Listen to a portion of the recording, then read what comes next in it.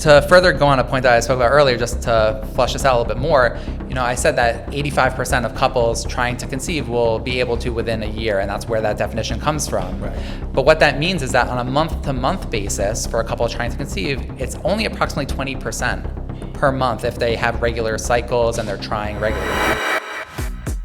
Hey guys, and welcome back to the Second Opinion Podcast. In this episode, we're joined by Dr. Josh Morris, MD, REI fertility specialist and reproductive surgeon at Extend Fertility. We explore when couples should begin to think about fertility, what signs may suggest it's time to see guidance, and how factors like age, health, and nutrition can influence the journey to pregnancy. Thank you for joining us with this conversation. I think you guys are going to love it. We cover so much. I want to thank Dr. Josh Morris. Hope you guys enjoy. Somewhere in this building, a kid's ear won't stop throbbing. Someone's throat is really sore. Someone can't get off the couch. You don't have to go anywhere. We come to you. Strep, flu, COVID, earaches, and more. Real care, right at home. Rite Care. At home, just a call away.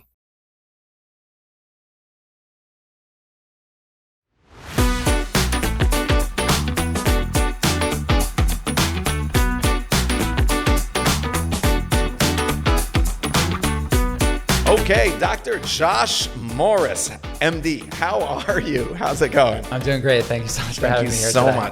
Thank you so much for coming in today. We were really excited for this episode because this is one of those more commonly spoken about now concepts and ideas that our communities go through.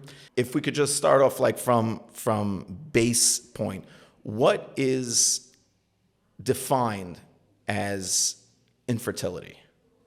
It's a great question. So first and foremost, the definition changes based on certain factors, most importantly based on a woman's age, because that is oftentimes one of the most important factors in infertility. So in general, we say that for women under 35, it would be 12 months of regular trying. And if you're not successful after that 12 months, then you would meet that definition of infertility. For women that are 35 and older, that time frame gets shortened down to about 6 months of trying.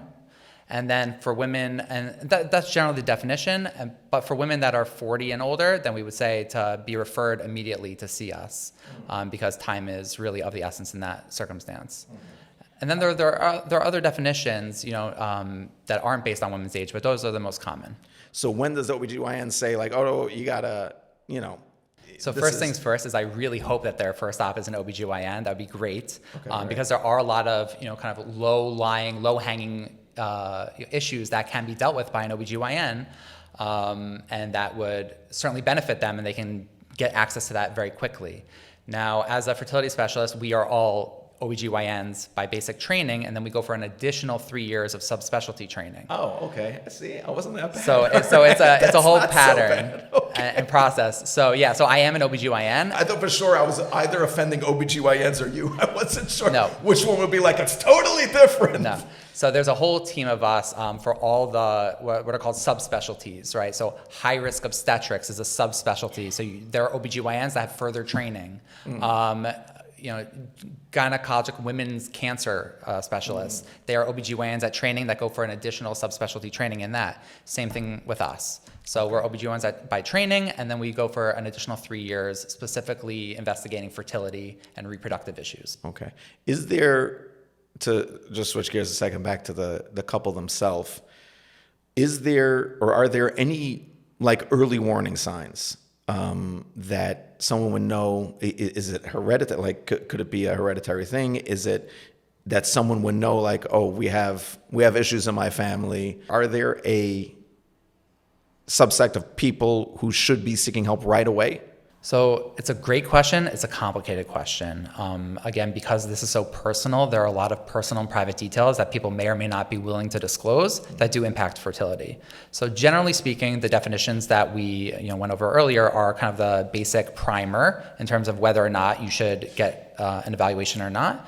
But then there's other things. If people have certain genetic conditions that may predispose them to having difficulties conceiving, or if they have conditions that may decrease their ovarian reserve. So for women that may not have as many opportunities over the course of their lifetime to possibly conceive, those are reasons to come in. And the people that have those genetic conditions, I really hope they are receiving that advice from their specialist. Is that the kind of thing they would know about, like beforehand? They would know about that genetic condition? They should. I should hope so. Yeah. And we are doing we're putting in a lot of effort, a lot of work to meet amongst subspecialists and subspecialty teams and medical teams as a whole. That way we can better educate. So for instance, PCOS or polycystic ovarian syndrome is a very common one. I'm sure we'll touch on it later. But that is something that is managed from an OBGYN perspective. It's managed from a primary care perspective, a family medicine, internal medicine. So there are so many different people that are touch points for these patients that I would really hope that somebody has spoken to them at some point. Not necessarily that they're going to have trouble conceiving, but that if they do have trouble, that they know that there are resources and places to reach out to and other specialists who can help them. Is there a place where psychologically it comes in? So more of a mind over matter, where people are just, for instance, if they have it in their family and the answer was just stress, they were just too stressed? No. It doesn't happen. No. So just relax is one of the worst phrases I've ever heard when it comes to fertility. Like if forget about fertility, if you are a ball of stress and somebody comes over to you and says, just relax. Right. Does that ever make you feel more relaxed? Yeah. No. So it's also not going to fix a medical underlying issue. Just to further go on a point that I spoke about earlier, just to flesh this out a little bit more, I said that 85% of couples trying to conceive will be able to within a year, and that's where that definition comes from. Right. But what that means is that on a month-to-month basis for a couple trying to conceive, it's only approximately 20% per month if they have regular cycles and they're trying regularly. Right. So it can take a few months, and that doesn't mean that there's any problem. Okay. 20% chance per month, depending on age and circumstance. But I'd say for a young couple, early 20s, very early 30s, it's not 100% per month. So if it takes 1, 2, 3 months, that doesn't mean that there's anything wrong, and there's nothing that we should be kind of whispering. None of that applies. To move over to where, if we didn't cover it, I think we'd get a lot of comments, because where does the male factor over here come? Right, so there are a lot of different factors, and depending on the study that you're looking at, the numbers change slightly, but approximately you can look at it like this, that 30% of couples that are having fertility issues, the problem is a female issue, a female etiology. About 30% are male factor, about 50% are both. Oh. Okay, so they're really okay. So we're on even playing field. Right. It's not a. And about 20%, and then importantly, about 20% are what we call unexplained, which is probably one of the most frustrating things out there, which is that we've done a full evaluation of everything we know how to test for both the female and the male partner, and we still don't have a clear answer. And I can't point to it and say this is the reason why. In a case like that, what would do you just start doing? Seeing what sticks, or you just. So we always try and advocate for a stepwise approach, starting with the least invasive and going up. And we can talk a little bit more about different types of treatments just in general. But we always try and start with the least invasive way possible. Mm-hmm. It's very frustrating when you can't point to something, because if there is an etiology, if there's a source for the issue, like a mechanic, you can go in and address that one issue. But instead, if it's just, we've done everything, we've tested everything, we still don't know what the reason is, there still are steps. It's not hopeless. We do have a lot of tools in our, repertoire that we can use to help that couple conceive. Mm-hmm. And we're going to get to the procedures and the like in a minute. But how many of them are like invasive, like surgeries, or are these medications? Yoga? Yes, and. It's everything. So, there are like we said, stepwise approach, but if there's something that can be addressed surgically, for instance, things like endometriosis, where a surgical removal will help a patient conceive or help a couple conceive, then that is something that that's a more invasive procedure. But then other things are, medication, whether it's oral medications, shots. There are other minor things that we can do to help along the way. Okay. Now, I remember we were discussing it before. I was at a Shabbos for an organization, and not all, but a few of the stories that were being shared with me were couples who had, fertility issues, were able to conceive and were able to have a child, the first child. And then the second time around, it was like a whole new sort of beast of just everything, cutting through red tape and just getting things going again. Is there, or are there times where they had trouble on the first one, but then everything's fine, like they're able to just conceive naturally? Really? So there are a lot of patients that come in having trouble on the front end. Then we do treatments, and then all of a sudden, after their first child, when they're trying for baby number 2, they don't need our help anymore, and that's the greatest gift in the world, that they could do it on their own, and that's great. Conversely, there are patients that have no trouble conceiving 1 or 2 children, and then all of a sudden they enter into a difficult period of their life where they're trying to finish building their family for whatever number that is for them, but that they're not able to do it the same way that they have in the past. Yeah, I was speaking to someone who had 3 children, I believe it was, and no one could figure out. I guess they fall under that percentage afterwards, right, that no one could figure out what was happening. That just after that, it was not able to happen for them anymore. And I think it's important that we put a name to it. It's called secondary infertility. Okay. Primary infertility being that they're having trouble from the gate, and then secondary infertility is like that, a thing. It's known as yeah. Oh, okay. It's a real thing. Because my understanding, again, as completely zero knowledge on this, was infertility is infertility. Right. So if a couple has infertility issues, they always have infertility issues. And then if baby number 2 is an infertility issue, it was a miracle. Mm-hmm. But you're saying that it's just always having a child is always a miracle. But if that first diagnosis of an infertility issue and they try things doesn't necessarily mean that this couple is not going to have another 9 healthy children after this. Right. It's just it's per pregnancy. Yes, I mean, well, it depends on the context. There are situations where where it might be that this is going to forever be an issue for them. That certainly can be the case. Right. But there are cases where people are able to spontaneously naturally have children on their own afterwards. It's very, very important that when I did not know this. Yeah, so a female when she's in her mother's belly, right? So there's about 6 to 7 million eggs. Okay. Right. By the time that she's born, that number's already down to 1 to 2 million. By the time that she starts having her periods, that number is hovering somewhere around the 400,000 to 500,000 mark. Oh, wow. You can see that's a huge decline. Wow. So let's say 12, 13, 14 years old, they're already down to about 400,000. And then by the time you hit menopause, in this country on average is 51, 52 years old, that number is essentially 1,000 or less. Wow. So if you look, it's just this like rapid roller coaster down. So that, okay. Which is why age is, that's why they refer to it as a race against time. Right, which is why age is such an important factor. Right. And we really see that not only, that's the quantity of eggs, but then there's a quality conversation because they've been around since she's been born, since the woman's been born. The quality also, the way I say it is like excuse a football analogy, right? But you have to line up, get everyone on the scrimmage line right away. Yeah. And sometimes with age, the eggs are not able to set the line up as well as they did back when those eggs were a little bit younger.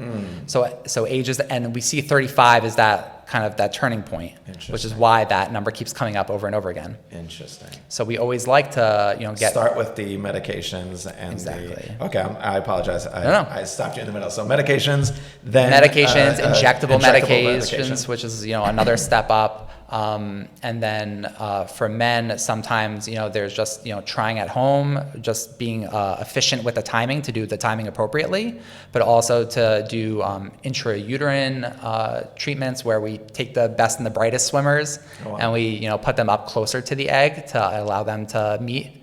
And then lastly is IVF. IVF is where we give injectable medications at much higher doses. We're not trying to have you to have the couple ovulate those eggs, but really to just grow them out as much as possible. And then we do an outpatient procedure where we take all those eggs out of the ovary and then mix them with the male, and then grow out embryos. And that's where that terminology comes in. And then those embryos can be frozen for as long as needed, and we put back in one embryo at a time. Again, kind of going back to the beginning, our goal is healthy mom and healthy single baby, right, yeah, ultimately. Right. So that would be our goal. And that way, if there's multiple embryos in the freezer, so to say, then it allows a couple to keep coming back and using those embryos for future children along the way. Again, maximizing their ability. So if they froze embryos at, let's say, 35 years old, then even when they're 38, 39, 40, where the statistics are decreasing, they're still holding on to the successful statistics of the 35-year-old embryos. So IVF is happening outside of the person in the beginning. Definitionally, it's in vitro fertilization, meaning in the dish, as opposed to in vivo, which would be in the body. So I don't think anyone knows, by the way, it's the same acronym, people. It's still IVF, all right? No. Whether it's happening in or how it's... I think everyone's very proud of the knowing the definition of it, but knowing what it stands for, but it would be the same. Exactly. So I'm not completely, Exactly. But so IVF is when we're taking the eggs from the female, we're taking the sperm from the male, mixing them together in the lab. Again, simplifying it a little bit, but mixing them together and then growing them out to their embryo stage. And then from there, putting them back in, hopefully one at a time, to hopefully have that couple be able to have a child. That's right. So till what space, or I don't know, I'll just ask, you in your professional, or what you've seen, I'm sure in training maybe, what's the oldest you've seen somebody be able to pull this off? So it depends. If they are trying. Not that people should try at these ages, I'm just saying, but there's a curiosity. There's a difference here between trying to make embryos and trying to get pregnant. Because trying to make embryos, it gets harder and harder over the course of as we age, because again, the quality of those eggs will decrease over time. So it's much harder for a 44-year-old woman who's still having cycles to make embryos as compared to a 25-year-old woman. I mean, like putting it back in. But putting it back in is a separate situation. Once they have embryos in the freezer, putting them back into a patient, the age factor is a huge roadblock that's lifted off. And we can do it even, in a 50-year-old, presumably. Wow. All right. Well, listen. Again, I'm not saying that maybe we should be doing that, but it is possible to augment and to help women conceive, couples conceive afterwards. Hey guys, we're going to get you to today's episode in a moment, but first, today's sponsor is Chemed, where healthcare works together. Primary care, urgent care, pediatrics, women's health, behavioral health, and specialties, all under one roof, fully connected. That means clearer communication, stronger follow-up, and care that doesn't stop at the visit, but rather goes much, much further. Built around real life, Chemed offers timely access, coordinated teams, and focus on the whole person, so patients feel supported every step of the way. To learn more, visit Chemed on Madison or River Avenue in Lakewood or in Jackson. Hey guys, we're going to get you right back to the episode, but I just want to talk to you about today's sponsor, Vivid. If you ever stood in front of your vitamin cabinet and wondered, am I even taking the right thing? This happens to me all the time. I'm constantly going through my vitamins, through my supplements, and seeing, does any of this apply to me? Are you dealing with low energy, allergies, sleep issues, or just feeling not yourself? It can get confusing. For me and a lot of people I know, and that is exactly where Vivid exists. They're not a brand pushing one product specifically. You're going to hear all over the place one green juice or one vitamin being sold. They're a vitamin concierge service. You can call, you can WhatsApp, and they're going to explain to you exactly what it is that you need to be taking for your lifestyle and your needs are. They're going to guide you through, take away all the confusion between brands, dosages, what makes sense for you to take, what you don't need to be taking.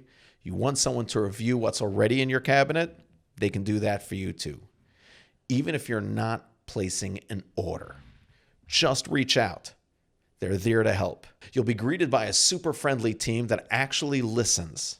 Their service is efficient, responsive, and easy.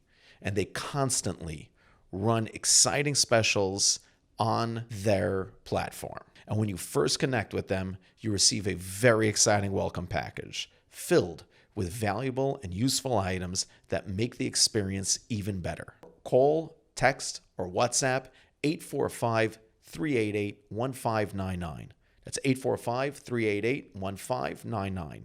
Or you can visit their website at myvivit.com, and you'll be directed straight to someone who is knowledgeable and can help you. Just message them. Consider your vitamins handled. Yeah. So, are there like common mistakes that like you find? A couple comes in and they sit down and they're either about things like IVF or about treatments or about any of these things. Common mistakes that you find you're constantly clearing up with people when they walk in, like misunderstandings or misnomers that you're like, that's not, a real, or just corrections that you have to make? I mean, everyone comes in with a different level of knowledge and a different, and different exposures to the world and exposures to friends and family that have gone through similar or not similar situations. So I always like to meet the patient or the couple where they're at. I always leave tons of time at the end of, our consultations for them to have, to ask any questions. I give them, resources to reach out back to us. And I'm happy to always give them a call if they, because the best questions always come when they're on their way back to their car. Right, yeah, of course. In the office, I answer the easy, basic ones. And then they're like, oh, but I had this cousin with this other issue. So those questions come out later, and I'm always willing to, address them on the side and answer them. There's no, I wouldn't say that there's any like super common misconceptions. People are really coming in decently knowledgeable about these issues. And it's just my job to kind of thread the needle in the conversation and figure out what is bothering this particular couple, right. What are their particular concerns, and addressing them. I know a lot of people nowadays specifically are very natural person on things.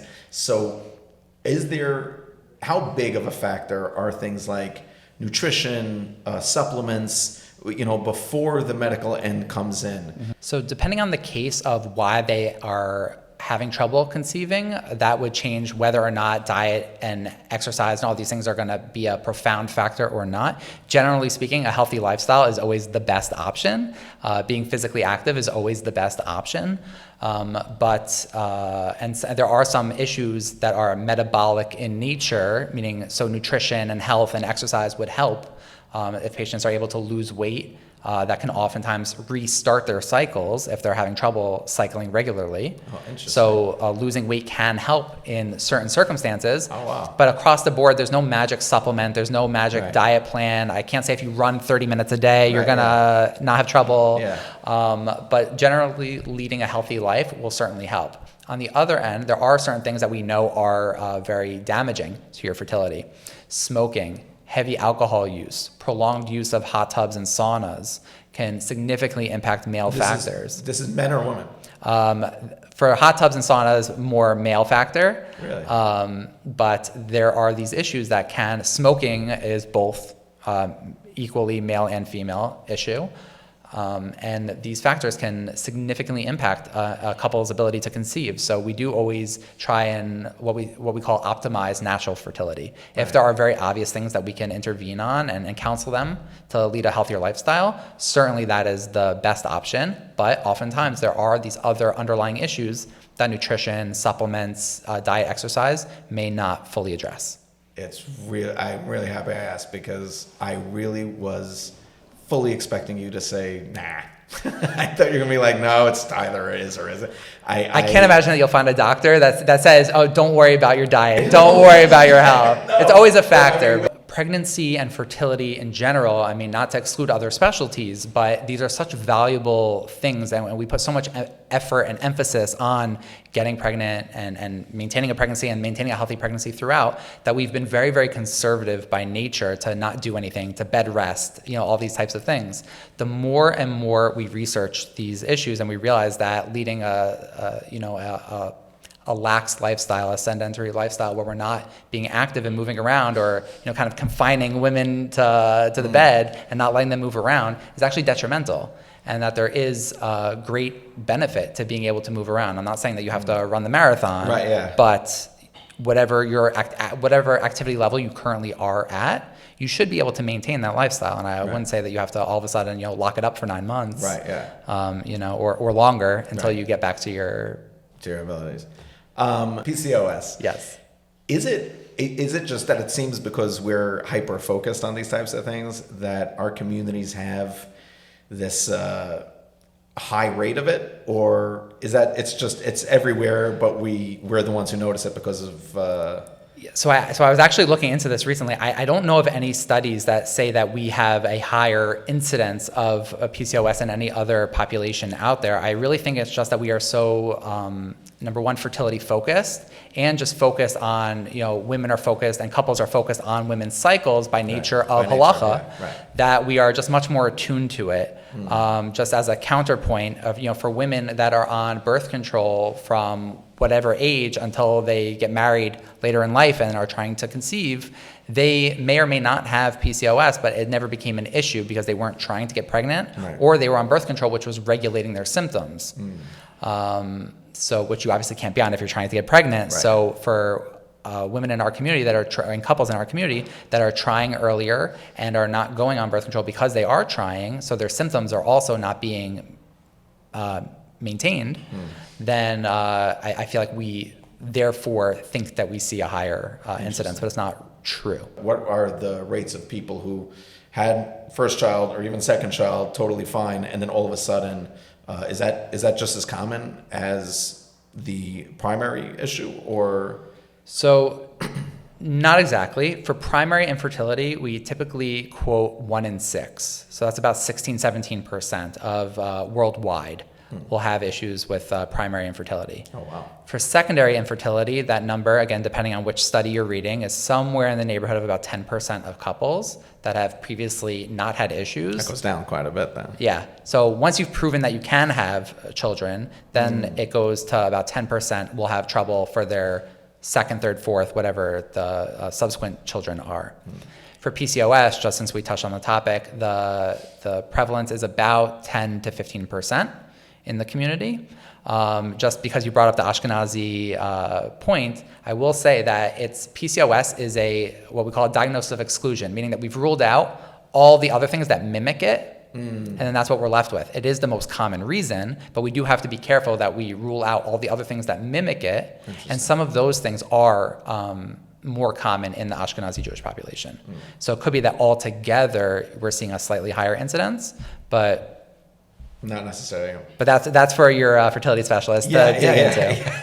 Moving to the financial considerations, because this is where a big, I know when I lived in Israel for, I think 20 some odd years, but it was a commonly spoken about thing of people sticking around because the IVF over there was covered, or even going there because the IVF was covered, or things like that. What I never looked into or understood, it's more referred to that, it's expensive, or what is the whole talk around the financial considerations? Sure. So depending on which treatment's needed, it can vary very, very widely in cost. And I'm not as up to date with the Israeli system and Misrad Habriut and how they are still funding, but from my training, if I recall correctly, it was up to 2 children within reasonable parameters. So if the couple has a reasonable chance of success, they were willing to fund. Don't quote me on that, but I think that's what it was, just to compare it. Between us. No one else is listening. No one else is here, just amongst friends. But to compare it to the American system, so the landscape in America is rapidly changing. And that is great for people that are in this situation.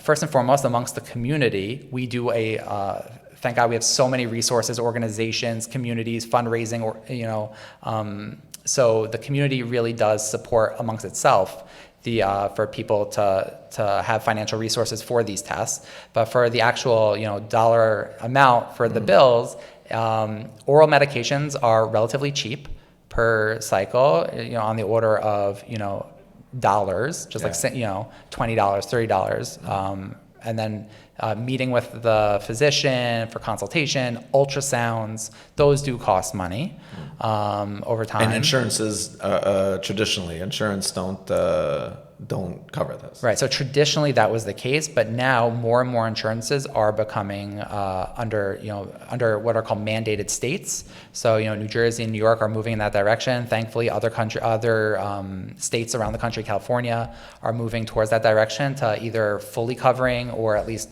significantly covering the cost of a lot of these things. Certainly for diagnostic evaluation, just to see what's what, but then even for treatment on top of it. Injectables are a little bit more expensive. That's where a lot of the medication costs come in, and that could be up to thousands of dollars per cycle.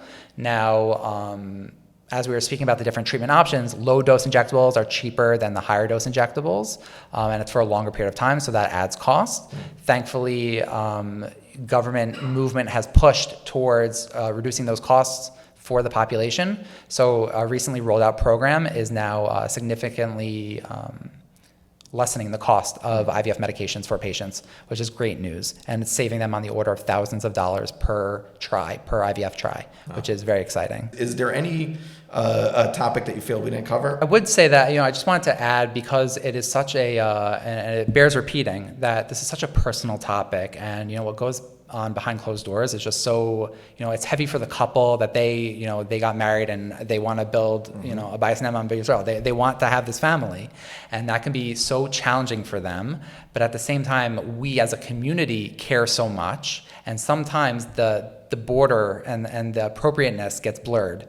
And I think that, thankfully there are so many organizations now, there are so many avenues for for these couples to go to, whether it's their Rabbanim and Rebbitzins, whether it's chassan teachers, kala teachers, organizations, whether Jewish or not Jewish. There's so many resources out there that we should make sure that when we're speaking to these couples, that we let them make the first initiative to reach out and let us know that they are willing and interested in having the conversation, number one, instead of bringing it to their doorstep. And number two, to just beware and be sensitive to the private nature of these issues. Right. Be supportive and non-invasive. Exactly. That's what I try to always tell people. So, Extend Fertility. Yeah. What's up? What's going on with it? What is it? What's the purpose of it? What's the cause of it? Don't we have all this going on? Like, why do we need go? Yeah. Extend. So I recently relocated to New Jersey and am from Norfolk, Virginia. Oh, wow. Where I finished my training. I'm a partner in the practice. Right. And they started out about 10 years ago. Dr. Joshua Klein started it. And it was started as predominantly as an egg freezing clinic for people that wanted to preserve their fertility going forward, meaning not couples necessarily, but single women that wanted to preserve their fertility to allow them to get, married later in life, but still have their reproductive potential. We've now morphed into a much larger practice. There's 4 full-time doctors now, and we are doing the full gamut of reproductive services. So that's number one. But also, for the community here in Lakewood, they've historically had to travel very far distances to get kind, compassionate, religiously sensitive care, whether that was in Manhattan or in Philly or elsewhere. And now we have the opportunity, since I moved here, to open up a full satellite office where we're able to provide pretty much all the services other than locally Wow. for our patients here, so that they don't have to be burdened with all of that travel. It can be very taxing to do ultrasounds every other day in the morning, and to have to run to Philly or wherever you're going, to Manhattan, for a 5-minute, 10-minute ultrasound and blood work, and then come back is very draining. Wow. So instead, we've structured it that we are offering all fertility services here, pretty much. And so that patients will only have to make one trip to Manhattan for their entire fertility journey, ideally. So that is my purpose in opening up a fully functional satellite clinic of Extend Fertility out here. That's amazing. That's amazing. So Extend Fertility, local. Yes. That's so incredible. our full center is in Manhattan, and then our satellite office is here. That's amazing. Dr. Morris, thank you so much for coming out. My pleasure. Really Thank you so appreciate it. much. It's a pleasure talking to you. Yes. Hey guys, thanks for joining us today. Thanks for watching the episode. Here at Second Opinion, we're always trying to have you be the one who makes the second opinion. I hope today's episode allowed you the information and access to that information enough to be able to decide for yourself. If you like today's episode, if it spoke to you and you want to see more, we got more. You can access our podcast on anywhere, any platform where you get your podcast. Apple, Spotify, YouTube, wherever it is, we're on there. Video, audio, you got it. Please remember to like and subscribe. And again, thank you guys for joining us.